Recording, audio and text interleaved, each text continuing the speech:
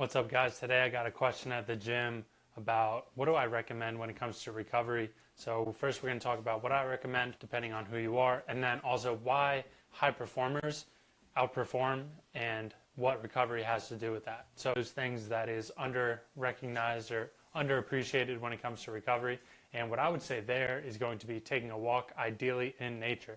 Not only is it going to help to, get some blood flow through your body, but truly being active, to me, the active forms of recovery for me at least tend to be the best returns on investment. And you're also getting two, three, multiple birds with one stone, if you will. So, you're walking, you're burning some more calories, you are getting the lactic acid flushing out of your body or removing the buildup of what happens when you are stagnant after you work out. So working through that is going to get the blood in there and help you recover quicker. Also, especially if you're outside, you're going to be getting some sunlight, some vitamin D, and that's a dang steroid in itself, naturally. Other things, if you can walk with another person or something like that, that can always be beneficial, typically be beneficial socially, etc. Doing stuff like that, or you can also walk with a little podcast going, or just a good bit of music, or if you want to go, without technology, that's cool as well. I like to take it as a good time to call a loved one, so take that or leave it. With that said, I also said stretching is another one, so like doing yoga, stuff like that isn't big in some crowds, but in others it's literally like a way of life. And having that mindfulness, learning how to breathe through the difficulties, going into tough poses and making them, getting comfortable in tough situations is something that I think is underappreciated when it comes to doing practices like yoga and stretching. And also, like, I got a massage last week. I feel like I'm lighter on my feet. I, was able to rid myself of the knots that were in my body, and by stretching, it gave me a new, appreciation for stretching and that sort of thing, because when you feel more open physically, I feel like you can be more open and honest, or not honest, not that you can't be honest, but if you're tight, but you just feel more expressive and light on your feet, and you feel better energetically. You feel like there are less blockages. So I'll leave it at that. But going on to what makes high performers so good to me is their attention to detail when it comes to recovery. You can go down the line of guys that talk about this, whether it's LeBron James, Ronaldo, Conor McGregor, it's some of these top athletes, and I think those are just big examples that most everybody knows about in terms of people you can look to see, what works, what doesn't, etc. Obviously, we know it, but I think that using sports as an analogy is always helpful, not only if you're using this, say, in your career or just trying to get healthier, kind of putting it all together. Because to me, at the end of the day, it's not always about one aspect like fitness, finances, or relationships, but how they all tie together. So to me, they all build off each other synergistically. So let's get into a little bit of conversation or just ideating when we get into ChatGPT here. All right, as you can tell, my typing isn't perfect, but let's see what it says. What makes recovery so important for high performers, and how can it be applied to, say, finance guys when it comes to sleep, active recovery, and passive recovery? Another thing here, it's one of those things, recovery is one of those things that most high performers completely overlook until it's too late. So let's break down with a sharp lens tailored for finance guys. If you're not aware of why I'm targeting them, that's the kind of clientele that I work with my online fitness coaching, and I can speak to that because I was that overworked, out of shape fitness guy, and I learned a lot along that journey, and those lessons have been priceless for transforming my life. So I like to help others do the same. Why recovery is non-negotiable for high performers. Recovery isn't just rest, it's where the gains happen, whether that's muscle focus or decision-making clarity. If training and working is the stimulus, recovery is the response that makes you better. Now, think about this. If you're tunnel vision for 8-10 hours, do you really think you're going to be making the best decisions when you're not, when you're basically at the end, when you are at wits end? As you can tell, I've been working all day. But seriously, to me, your big, major key decision making should be made in the morning. Setting up your priority meetings for earlier in the day, whether that's 10 a.m. to 2 p.m., something like that, and then you can have some other to me it's more like operational or getting things done after 4 p.m. But regardless, you can't always structure your day how you want it to be done. You can prepare for things later in the day. But to me, having that ability to recharge, like if I have something big or like a call or meeting or event, something like that, later in the day, I'm going to try to have a little bit of a mental reset, whether that's going for a walk, the calm of a meditation, even if it's truly just doing some breath work, because I don't have the time, place, and space to get a whole practice done, or do something like yoga or taking a nap, something that's going to reset me mentally. Sometimes I will feel fine if I've been working out around, lifting around noon, doing other workouts around that, but that always makes me feel good as well. So with that said, if training and working is a stimulus, recovery is the response that actually makes you better. Here's why it matters for high performers. Cognitive function. Deep sleep and recovery improve that memory, decision speed, and emotional regulation, critical for split-second financial moves. Absolutely. Hormonal health, testosterone being key, cortisol, wanting to lower that stress hormone itself, and growth hormone are all tied to recovery. Without it, you flatline. So growth hormone is going to be big for basically keeping you young, having that vitality similar to, or even a precursor, or not a substitute, a supplement to testosterone. Sustainability, burnout is expensive. Can't reiterate this one enough. I think that people think they can go, but if they're not actively taking time to prioritize that recovery, then they hit a brick wall and it's like, go, stop, and like nothing. Whereas if you just keep putting one foot in front of the other, I'm on a walking pad if you couldn't tell. If you keep putting one foot in front of the other, you're going to be better off. And to be able to do that, you should be recovering and prioritizing that. So recovery prevents breakdown, so you can keep compounding wins long term. So think about that. Compounding is the thing that you want to have happen. You don't want to have momentum and then halt, and momentum and then halt. You want to have that compounding, that acceleration, that L curve, if you will. I think that's what it's called, where you continue making compounding gains or exponential improvements, and that only comes after a long period of just stacking those consistent wins. So why finance guys specifically need this? Finance lads are notorious for the hustle till collapse mentality. Been there myself, but they're also investors by nature, and recovery is the highest ROI move they're not making. Every night of good sleep equals a 10x return on mental clarity. Every stretch, walk, or breath equals more bandwidth to close, pitch, and lead. The more alpha you can produce in the gym and in the boardroom. All right, that's cool and all. To me, recovery is truly the difference maker. Everybody goes to practice, everybody goes to work, but if you are not prioritizing your recovery, then you're not going to be able to show up as consistently and as powerfully and as energized as the other. But if you are getting that recovery done, if your recovery is optimal, then you're going to be able to perform at an optimal level. If your recovery is at a 6, then don't expect to be performing at a 10, especially over the long run. The 3 types of recovery and how to apply them. At least this is how I like to break them down. Number 1 is sleep. The hormonal reset button. Why it matters: deep sleep boosts testosterone, clears your brain fog, and consolidates memory. So you're going to remember those things. Come on now. Remember this video. Application, 7.5 to 9 hours, no excuses, no screens, 60 plus minutes before bed. I know it says no excuses, but let's be real, life happens. Just do the best you can. Cool. I don't know why it's saying magnesium glycinate and glycine can help. Yeah, those can help, but I'm not a big supplement guy. I think just live the lifestyle and don't rely on other things to give you a result. You can kind of get them on your own. ROI, so your return on investment. If you guys are new to the finance, better morning decisions, higher energy, sharper instincts. Imagine trading with cheat codes.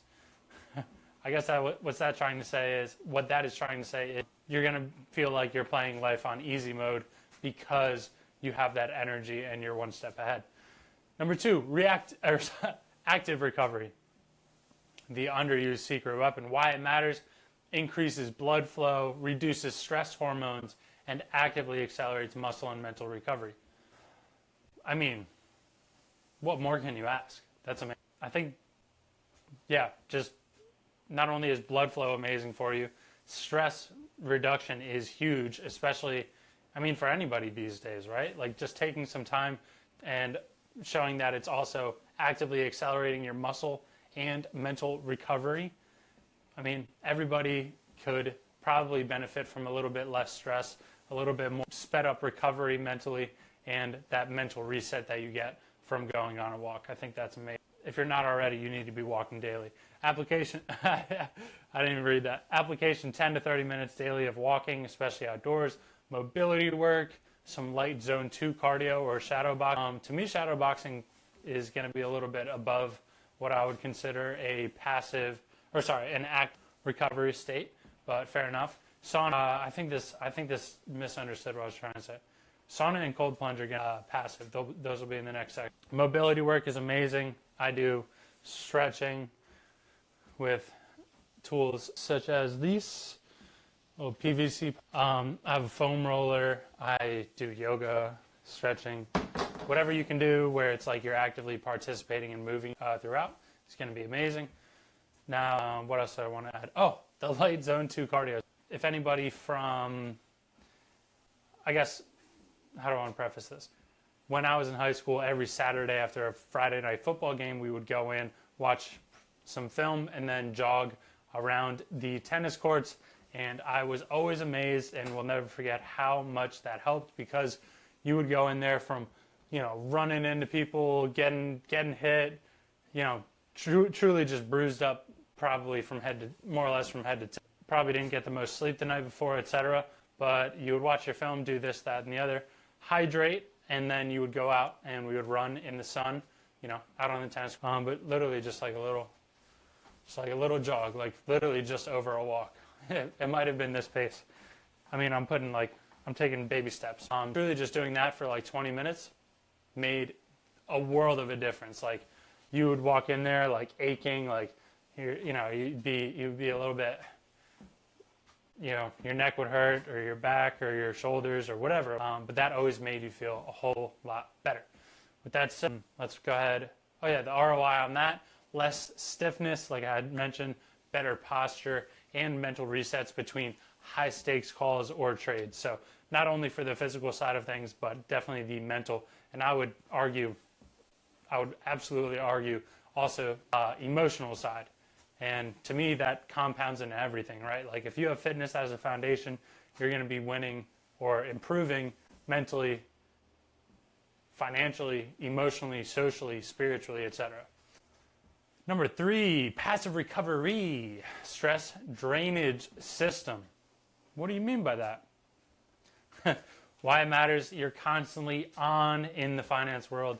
These practices bring you back down where recovery actually begins. So this doesn't mean down as in your stock price, but it means down in terms of lowering that stress state, bringing you back to reality. And I was going to say, if that's not already on there, I'd add it, grounding. So application, meditation, 5 to 15 minutes of breath work or stillness. Personally, I do 15 to 30 minutes typically of a guided thing. Today I just did silent and like self-guided. I have more or less like a routine that I go through, at least for the starting and ending of it. With that said, we can move on to the next part, being journaling or walking reflection. That's interesting. I'm not sure I've seen that much on the recovery side. Journaling, I think, is a great practice. Reflection, always good. To me, I would add like sauna, steam room, ice baby, cold tub, cold showers, jump in the ocean, etc. Another one here, grounding barefoot in nature. If you guys have seen the body scans of what somebody looks like stress level and inflammation wise before being outside and after being outside grounded, like no shoes, no socks, just feet in on the ground. So ideally you want to have, might sound funny to say, but you want to have something with like some moisture, whether that's like a rock or sand or the ground with some moisture. That is ideal. Otherwise, just getting ground with the treated grass at your local field, because that might have some chemicals that'll give you I'll just leave it at that. And when you have nature around you, I would say take advantage. You never know how long you're going to have that. With that said, time with zero, I think that is also a healthy thing. To me, I'm not entirely sure what it's saying by that, but I would say, basically blocking off after a certain time at night, within reason, saying like, you shouldn't be responding to emails at a certain time, or I think just having some time to yourself throughout the day for that mental reset. Now, do I consider that your recovery time? Not necessarily, but I would say it's more of creating that balance and creating some time to yourself. And that could also be in the morning when you're just doing, some journaling or something like I won't be responding to messages and stuff like that, depending, typically until a certain time. Also, I try to cut them out at a certain time as well and be present on whatever it is that I'm doing for leisure or joy or enjoyment or socially, etc. So the ROI there is prevents burnout, again, improves emotional intelligence, and keeps you from snapping at your girlfriend or clients. That's all. So make sure you're getting that passive recovery. Chill out, man. Metaphor for finance guys. Training is income. Recovery is compound interest. Interesting. A lot of times I look at muscle as an asset, or like lifting weights as an asset, and lifting weights and eating protein as creating an asset. And then I would say cardio is more of your income, your employee style income, because the muscle is going to burn fat on its own after it has been created. You'll just need to maintain it like an asset. Whereas the cardio side of things, when it comes to burning calories, that is always active, so you're going to need to continue doing that to continue burning the higher amount of calories. As reading off here, if you keep earning without reinvesting, aka if you keep training without recovery, you stay broke or broken. But reinvest your energy daily, or get that recovery done daily, you build performance equity that pays for decades. So you're continuing to build up your internal value. And I'm playing a little bit of devil's advocate. I'm talking not only some other high achievers, but saying, does it make a difference at all? Why or why not? Does recovery actually make a difference for pro athletes and high achievers? Yes, and it's often the deciding factor between good and great.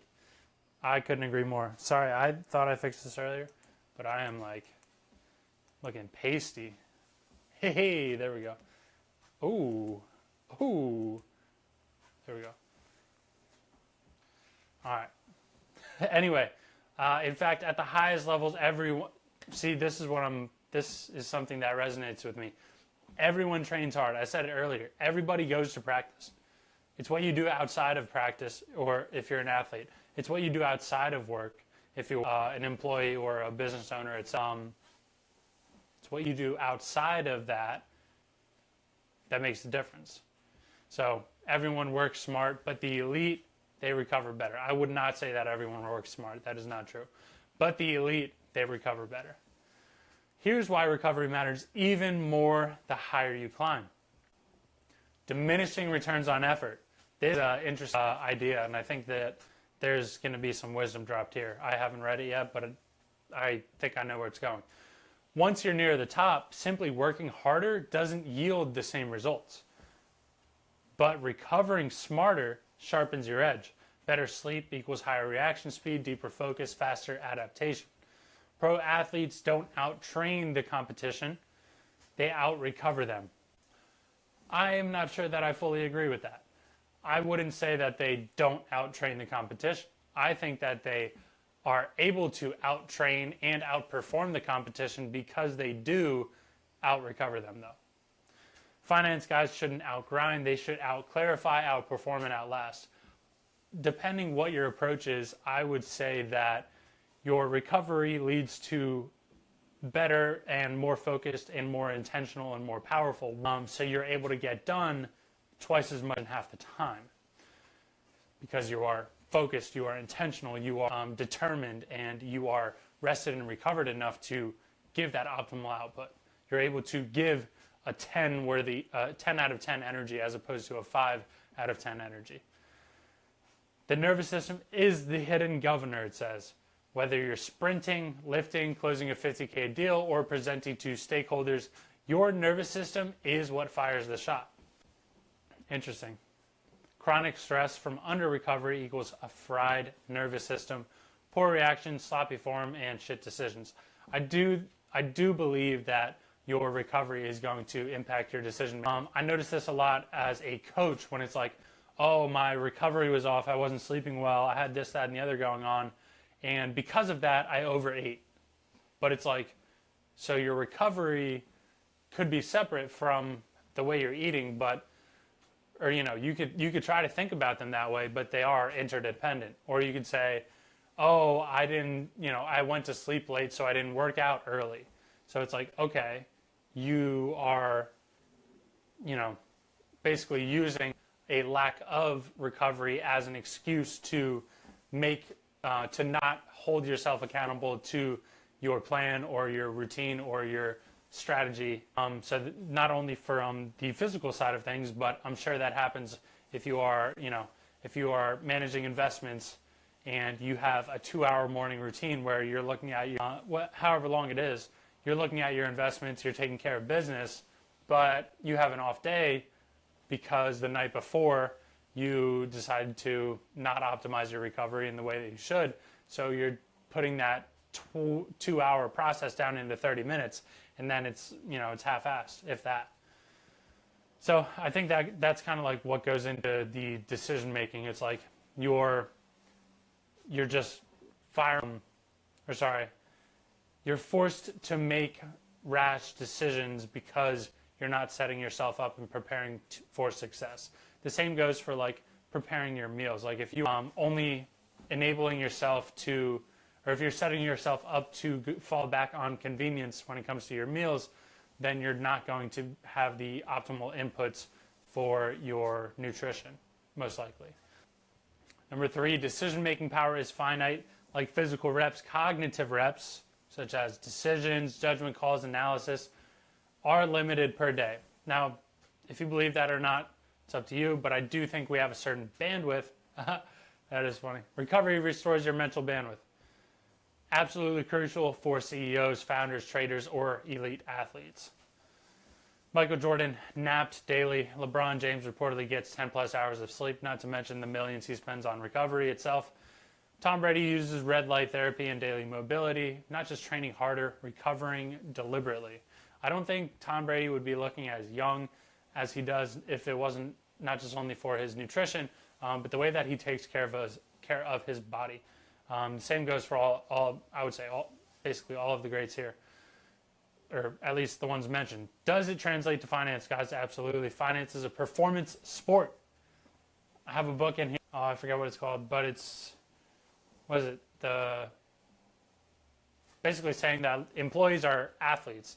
And if you're showing up as a employee athlete and you're not recovering well, or you're not in great shape, or you're not eating good food, then over time, the person that is showing up and eating clean and having a workout daily, or just working on their health and recovering well, is going to outperform you. Like there's no surprise there, but I think it just shows the intentionality behind, just because you're not doing sports anymore doesn't mean that you shouldn't be training, you shouldn't be eating well, you shouldn't be recovering. You should be doing training, nutrition, and recovery like a pro, even if you are just trying to, or I don't want to say just there, even if you are not doing it as an athlete, but as an employee, as a business, as a role in a relationship that you're trying to fill, etc. So they're saying finance is a performance sport. It's cognitive warfare. My military guys, that probably struck a chord there. It's cognitive warfare, just with suits and spreadsheets instead of cleats and playbooks. That's funny. Imagine trying to pitch a multi-million-dollar fund with 4 hours of broken sleep, stiff hips, and cortisol through the roof. Cortisol, again, being stress. Now imagine doing it after a walk in nature, a deep night's sleep, and 10 minutes of breath work. Think about that for a moment.